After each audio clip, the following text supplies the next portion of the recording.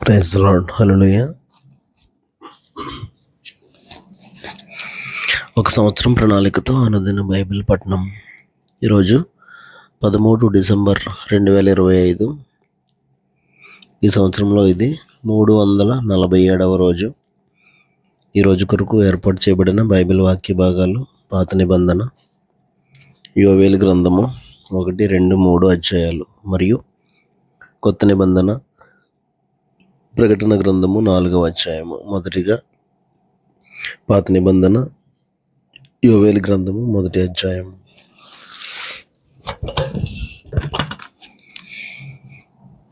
పెతూయేలు కుమారుడైన యోవేలునకు ప్రత్యక్షమైన యెహోవా వాక్కు: పెద్దలారా ఆలకించుడి, దేశపు కాపురస్తులారా మీరందరూ చెవియొగ్గి వినుడి. ఈలాంటి సంగతి మీ దినములలో గాని మీ పితరుల దినములలో గాని జరిగినదా? ఈ సంగతి మీ బిడ్డలకు తెలియజేయుడి. వారు తమ బిడ్డలకును ఆ బిడ్డలు రాబో తరం వారికి తెలియజేయుదురు. గొంగలి పురుగులు విడిచిన దానిని మిడతలు తినివేసి ఉన్నవి. మిడతలు విడిచిన దానిని పసరు పురుగులు తినివేసి ఉన్నవి. పసరు పురుగులు విడిచిన దానిని చీడ పురుగులు తినివేసి ఉన్నవి. మత్తులారా మేల్కొని కన్నీరు విడివుడి. ద్రాక్షరస పానము చేయవారులారా రోదనము చేయుడి. క్రొత్త ద్రాక్షరసం మీ నోటికి రాకుండా నాశమాయను. లెక్కలేని బలమైన జనాంగము నా దేశం మీదకి వచ్చి ఉన్నది. వాటి పళ్ళు సింహపు కూరల వంటివి, వాటి కాటు ఆడు సింహపు కాటు వంటిది. అవి నా ద్రాక్ష చెట్లను పాడు చేసి ఉన్నవి, నా అంజూరపు చెట్లను తుత్తునీయులుగా కొరికి ఉన్నవి. బెరడు ఒలిచి వాటిని పారవేయగా చెట్ల కొమ్మలు తెలుపాయను. పెనిమిటిపోయిన యవ్వనరాలు గోనెపట్ట కట్టుకుని అంగలాచున్నట్లు నీవు అంగలార్చుము. నైవేద్యమును పానార్పణమును యెహోవా మందిరంలోనికి రాకుండా నిలిచిపోయాను. యెహోవాకు పరిచర్య చేయు యాజకులు అంగలార్చుచున్నారు. పొలము పాడైపోయాను, భూమి అంగలార్చుచున్నది, ధాన్యం నశించెను. క్రొత్త ద్రాక్షరసం లేకపోయాను, తైలవృక్షములు వాడిపోయాను, భూమి మీది పైరు చెడిపోయాను. గోధుమ కర్రలను యవల కర్రలను చూచి సేద్యగాండ్లారా సిగ్గినొందుడి. ద్రాక్ష తోట కాపర్లారా రోదనం చేయుడి. ద్రాక్ష చెట్లు చెడిపోయాను, అంజూరపు చెట్లు వాడిపోయాను, దానిమ్మ చెట్లను, ఈత చెట్లను, జల్దర చెట్లను, తోట చెట్లన్నీ వాడిపోయినవి. నరులకు సంతోషమేమీ లేకపోయాను. యాజకులారా గోనెపట్ట కట్టుకుని అంగలాచుడి. బలిపీఠం నొద్ద పరిచర్య చేయవారులారా రోదనం చేయుడి. నా దేవుని పరిచారకులారా గోనెపట్ట వేసుకుని రాత్రి అంతయు గడుపుడి. నైవేద్యమును పానార్పణమును మీ దేవుని మందిరమునకు రాకుండా నిలిచిపోయాను. ఉపవాస దినం ప్రతిష్ఠించుడి, వ్రత దినము ఏర్పరచుడి. యెహోవాను బతిమాలుకొనుటకై పెద్దలను దేశంలోని జనులందరినీ మీ దేవుడైన యెహోవా మందిరంలో సమకూర్చుడి. ఆహా, యెహోవా దినము వచ్చనే, అది ఎంత భయంకరమైన దినము! అది ప్రళయము వలనే సర్వశక్తుని యొద్ద నుండి వచ్చును. మనం చూచుచుండగా మన దేవుని మందిరంలో ఇక సంతోషమును ఉత్సవమును నిలిచిపోయాను. మన ఆహారం నాశనమాయను. విత్తనము మంటి బిడ్డల క్రింద కుళ్ళిపోవచున్నది. పైరు మాడిపోయినందున ధాన్యపు కొట్లు వట్టివాయను. కల్లప కొట్లు నేలపడి ఉన్నవి. మేతలేక పశువులు బహుగా మూలుగుచున్నవి. ఎడ్లు మందలుగా కూడి ఆకలికి అల్లాడుచున్నవి. గొర్రె మందలు చెడిపోవచున్నవి. అగ్నిచేత అరణ్యములోని మేత స్థలములు కాలిపోయినవి. మంట తోట చెట్లన్నిటినీ కాల్చివేశాను. యెహోవా, నీకే నేను మొరపెట్టుచున్నాను. నదులు ఎండిపోవుటయు అగ్నిచేత మేత స్థలములు కాలిపోవుటయు చూచి పశువులను నీకు మొరపెట్టుచున్నవి.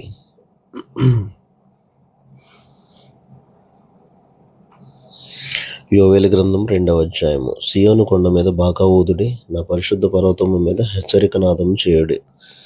యెహోవా దినం వచ్చుచున్నదనియు అది సమీపమాయననియు దేశ నివాసులందరూ వణకుదురుగాక. ఆ దినము అంధకారమయముగా ఉండును, మహాంధకారము కమ్మును. మేఘములను గాఢాంధకారమును ఆ దినమున కమ్మును. పర్వతముల మీద ఉదయకాంతి కనబడినట్లుగా అవి కనబడుచున్నవి. అవి బలమైన యొక్క గొప్ప సమూహము. ఇంతకు ముందు అటివి పుట్టలేదు, ఇక మీదట తరతరములకు అటివి పుట్టవు. వాటి ముందర అగ్ని మండుచున్నది, వాటి వెనుక మంట కాల్చుచున్నది. అవి రాకమునుపు భూమి ఏదైనా వనము వలె ఉండెను. అవి వచ్చిపోయిన తర్వాత తప్పించుకున్నది ఏది విడువబడక భూమి ఎడారి వలె పాడాయను. వాటి రూపములు గుర్రముల రూపముల వంటివి. రౌతుల వలె అవి పరిగెత్తువచ్చును. రథములు ధ్వని చేయనట్లు, కొయ్యకాల అగ్నిలో కాలుచు ధ్వని చేయనట్లు, యుద్ధమునకు సిద్ధమైన శూరులు ధ్వని చేయనట్లు అవి పర్వత శిఖరముల మీద గంతులు వేయుచున్నవి. వాటిని చూచి జనములు వేదన నొందును, అందరి ముఖములు తెల్లబారును. బలాఢ్యులు పరిగెత్తునట్లు అవి పరిగెత్తుచున్నవి. శూరులు ప్రాకారములను ఎక్కునట్లు అవి గోడలు దాటుచున్నవి. ఇటు అటు తిరగకుండా అవన్నీ చక్కగా పోవుచున్నవి. ఒకదాని మీద ఒకటి త్రొక్కులాడక అవన్నీ చక్కగా పోవుచున్నవి. ఆయుధముల మీద పడినను త్రోవ విడువవు. పట్టణములో నకముఖాలు పరిగెత్తుచున్నవి. గోడల మీద ఎక్కి ఇండ్లలోనికి చొరబడుచున్నవి. దొంగలు వచ్చినట్లు కిటికీలలో గుండా జొరబడుచున్నవి. వాటి భయము చేత భూమి కంపించుచున్నది, ఆకాశము తత్తరించుచున్నది. సూర్యచంద్రులకు తేజోహీనత కలుగుచున్నది, నక్షత్రములకు కాంతి తప్పుచున్నది.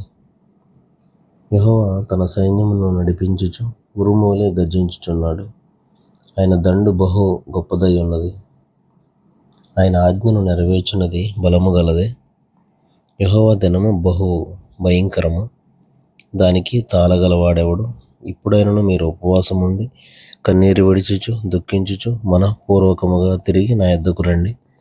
ఇదే యెహోవా వాక్కు. మీ దేవుడైన యెహోవా కరుణావాత్సల్యముల గలవాడును, శాంతమూర్తియు అత్యంత కృపగలవాడునై ఉండి తాను చేయనుద్దేశించిన కీడును చేయక పశ్చాత్తాపపడను గనుక మీ వస్త్రములను కాక మీ హృదయములను చింపుకొని ఆయన తట్టు తిరుగుడి. ఒకవేళ ఆయన మనస్సు త్రిప్పుకొని పశ్చాత్తాపపడి మీ దేవుడైన యెహోవాకు తగిన నైవేద్యమును పానార్పణమును మీకు దీవెనగా అనుగ్రహించును. అనుగ్రహింపడని ఎవడు చెప్పగలడు? సియోనులో బాకా ఊదుడి, ఉపవాస దినం ప్రతిష్ఠించుడి, వ్రత దినము నియమించి ప్రకటన చేయుడి. జనులను సమకూర్చుడి, సమాజ కూటం ప్రతిష్ఠించుడి. పెద్దలను పిలువనంపించుడి, చిన్నవారిని స్తన్యపానం చేయు బిడ్డలను తోడుకుని రండి. పెండ్లి కుమారుడు అంతఃపురంలో నుండి పెండ్లి కుమార్తె గదిలో నుండి రావలేను. యెహోవాకు పరిచర్య చేయు యాజకులు మండపమునకును బలిపీఠమునకును మధ్య నిలువబడి కన్నీరు విడుచుచు, యెహోవా నీ జనుల ఎడల జాలి చేసుకుని అన్యజనులు వారి మీద ప్రభుత్వం చేయనట్లు వారిని అవమానమునకు అప్పగింపకము. లేని ఎడల అన్యజనులు వారి దేవుడు ఏమాయన అందరు కదా అని వేడుకొనవలెను. అప్పుడు యెహోవా తన దేశమును బట్టి రోషం పూని తన జనుల ఎడల జాలి చేసుకునేను.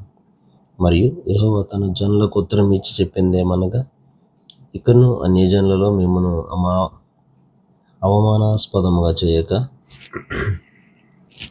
మీరు తృప్తి నొందునంతగా నేను ధాన్యమును క్రొత్త ద్రాక్షరసమును తైలమును మీకు పంపించదను. మరియు ఉత్తర దిక్కు నుండి వచ్చి వాటిని మీకు దూరముగా పారదోలి ఎండిపోయిన నిష్ఫల భూమిలోనికి వాటిని తోలివేతను. అవి గొప్ప కార్యములు చేశాను గనుక వాటి ముందటి భాగమును తూర్పు సముద్రములోకిని వెనుపటి భాగమును పడమటి సముద్రములోకిని పడగొట్టుదును. అక్కడ వాటి దుర్గంధము లేచును, అవి కుళ్ళువాసన కొట్టును. దేశమా, భయపడక సంతోషించి కంతులు వేయము. యెహోవా గొప్ప కార్యములు చేశాను. పశువులారా భయపడకుడి.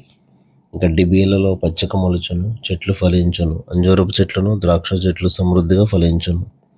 సియోను జనులారా ఉత్సహించి మీ దేవుడైన యెహోవా యందు సంతోషించుడి. తన నీతిని బట్టి ఆయన తొలకరి వర్షమును మీకు అనుగ్రహించును. వాన కురిపించి పూర్వమందు వలె తొలకరి వర్షమును కడవరి వర్షమును మీకు అనుగ్రహించును. కొట్లు ధాన్యముతో నిండును, క్రొత్త ద్రాక్షరసమును కొత్త తైలమును గానుగలకు పైగా పొర్లిపారును. మీరు కడుపార తిని తృప్తి పొంది మీ కొరకు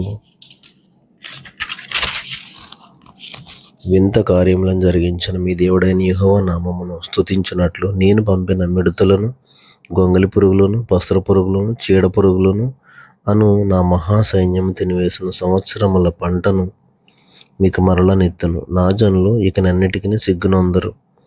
అప్పుడు ఇశ్రాయేలీయుల మధ్యన ఉన్నవాడను నేనే అనియు, నేనే మీ దేవుడనైన యెహోవాననియు, నేను తప్ప వేరు దేవుడు ఒకడును లేడనియు మీరు తెలుసుకొందురు. నా జనులు ఇకనెన్నడను సిగ్గునొందకయుందురు. తరువాత నేను సర్వజనుల మీద నా ఆత్మను కుమ్మరింతును.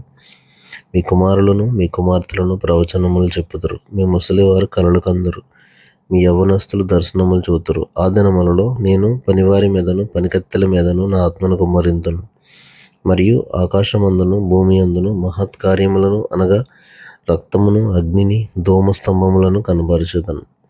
యెహోవా యొక్క భయంకరమైన ఆ మహాదినము రాకముందు సూర్యుడు తేజోహీనుడగును, చంద్రుడు రక్తవర్ణమగును.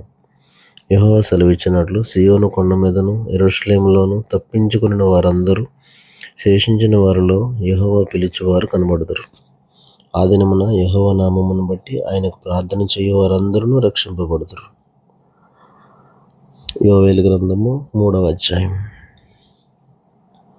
ఆ దినములలో అనగా యూదా వారిని యెరూషలేము కాపురస్తులను నేను చెరలో నుండి రప్పించు కాలమున అన్యజనులందరినీ సమకూర్చి యెహోషాపాతు లోయలోనికి తోడుకొని పోయి వారు ఆయా దేశములలోనికి నా స్వాస్థ్యమగు ఇశ్రాయేలీయులను చెదరగొట్టి నా దేశమును తాము పంచుకొనుటను బట్టి నా జనుల పక్షమున అక్కడ నేను ఆ అన్యజనులతో వ్యాజ్యమాడుదను. వారు నా జనుల మీద చీట్లు వేసి వేసికు బదులుగా ఒక బౌలునిచ్చి ద్రాక్షరసము కొనుటకై ఒక చిన్నదానిని ఇచ్చి త్రాగుచూ వచ్చిరి గదా. తూరు పట్టణమా, సీదోను పట్టణమా, ఫిలిస్తీయ ప్రాంతవాసులారా, మీతో నాకు పని ఏమి? నేను చేసిన దానికి మీరు నాకు ప్రతీకారం చేయుదురా? మీరు నాకేమైనా చేయుదురా? నా వెండిని నా బంగారమును మీరు పట్టుకొని పోతిరి. నాకు ప్రియమైన మంచి వస్తువులను పట్టుకొని పోయి మీ గుళ్ళలో ఉంచుకుంటిరి. యూదా వారిని యెరూషలేము పట్టణపు వారిని తమ సరిహద్దులకు దూరముగా నివసింపజేయుటకై మీరు వారిని గ్రీకీయులకు అమ్మివేసిరి. మీరు చేసిన దానిని బహు త్వరగా మీ నెత్తి మీదకి రప్పించదును. ఇదిగో మీరు చేసిన దానిని మీ నెత్తి మీదకి రాజేయుదును. మీరు వారిని అమ్మి పంపివేసిన ఆయా స్థలములలో నుండి నేను వారిని రప్పింతును. మీ కుమారులను కుమార్తెలను యూదా వారికి అమ్మివేయింతును. వారు దూరముగా నివసించు జనులైన షెబాయీయులకు వారిని అమ్మివేతురు. యెహోవా సెలవిచ్చిన మాట ఇదే. అన్యజనులకు ఈ సమాచారం ప్రకటన చేయుడి, యుద్ధం ప్రతిష్ఠించుడి, బలాఢ్యులను రేపుడి, యోధులందరూ సిద్ధపడి రావాలని మీ కర్రులు చెడగొట్టి ఖడ్గములు చేయుడి, మీ పోటకత్తులు చెడగొట్టి ఈటెలు చేయుడి. బలహీనుడు నేను బలాఢ్యుడను అనుకొనవలెను. చుట్టుపట్ల ఉన్న అన్యజనులారా, త్వరపడి రండి, సమకూడి రండి. యెహోవా నీ పరాక్రమశాలురను ఇక్కడికి తోడుకుని రమ్ము. నలుదిక్కులను అన్యజనులకు తీర్పు తీర్చుటకై నేను యెహోషాపాతు లోయలో ఆసీనుడనగుదును. అన్యజనులు లేచి అచ్చటికి రావలను. పైరు ముదిరినది, కొడవలి పెట్టి కోయుడి. గానుగ నిండి ఉన్నది, తొట్లు పొర్లి పారుచున్నవి. జనుల దోషం అత్యధికమాయెను. మీరు దిగిరండి. తీర్పు తీర్చు లోయలో రావాల్సిన యెహోవా దినము వచ్చేయున్నది. తీర్పుకై జనులు గుంపులు గుంపులుగా కూడి ఉన్నారు. సూర్యచంద్రులు తేజోహీనులైరి, నక్షత్రముల కాంతి తప్పిపోయాను. యెహోవా సీయోనులో నుండి గర్జించుచున్నాడు, యెరూషలేములో నుండి తన స్వరము వినబడజేయుచున్నాడు. భూమి ఆకాశములు వణుకుచున్నవి. అయితే యెహోవా తన జనులకు ఆశ్రయమగును, ఇశ్రాయేలీయులకు దుర్గముగా ఉండును. అన్యులు ఇక మీదట దానిలో సంచరింపకుండా యెరూషలేము పరిశుద్ధ పట్టణముగా ఉండును. మీ దేవుడనైన యెహోవాను నేనే, నాకు ప్రతిష్ఠితమగు సీయోను పర్వతమందు నివసించుచున్నానని మీరు తెలుసుకొందురు. ఆ దినమందు పర్వతములలో నుండి క్రొత్త ద్రాక్షరసం పారును, కొండల్లో నుండి పాలు ప్రవహించును, యూదా నదులన్నిటిలో నీళ్లు పారును. నీటి ఊట యెహోవా మందిరంలో నుండి ఉబికి పారి షిత్తీము లోయను తడుపును. ఐగుప్తీయులను ఎదోమీయులను యూదా వారి మీద బలాత్కారం చేసి తమ తమ దేశములలో నిర్దోషులకు వారికి ప్రాణహాని కలుగజేసిరి గనుక ఐగుప్తు దేశం పాడగును, ఎదోము దేశము నిర్జనమైన ఎడారిగా ఉండను.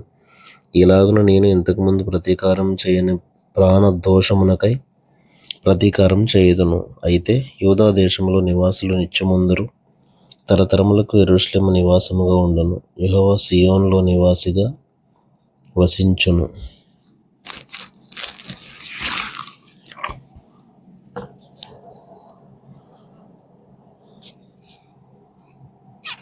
కొత్త నిబంధన ప్రకటన గ్రంథము 4వ అధ్యాయము